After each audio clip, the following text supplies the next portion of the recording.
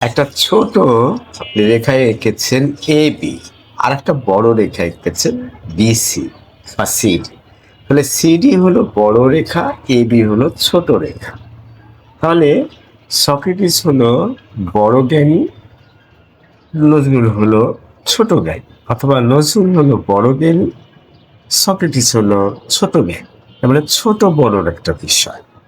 কিন্তু সক্রেটিসও জ্ঞানী, নজরুলও জ্ঞানী, রবীন্দ্রনাথও জ্ঞানী, শেক্সপিয়ারও জ্ঞানী, অ্যারিস্টটলও জ্ঞানী, আবার নিউটনও জ্ঞানী। কিন্তু যখন আপনি বলছেন যে রবীন্দ্রনাথ জ্ঞানী, বুয়েটের প্রফেসর জ্ঞানী না, বুয়েটের প্রফেসর জ্ঞানী, আমি জ্ঞানী না, আমি জ্ঞানী, রিকশালা জ্ঞানী না। তার মানে কম্পেয়ার করতে গেলে হয় কি, যে ছোট রেখার পাশে যখন বড় রেখা বলবেন, তখন এটা বড় না, এটা এটা বড়, এটা বড় না।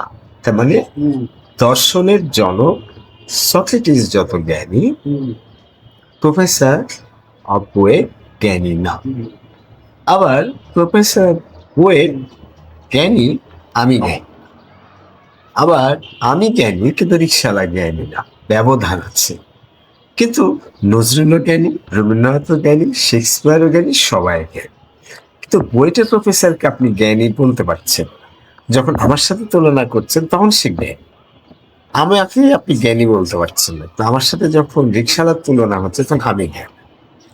কিন্তু রবীন্দ্রনাথের সাথে শেক্সপিয়ারের তুলনা করলেও দুইজনেই জ্ঞানী। কেউ বেশি জ্ঞানী হতে পারে, কেউ কম জ্ঞানী হতে পারে। তবে জ্ঞানের একটা বিশেষ ধরন আছে, বৈশিষ্ট্য আছে।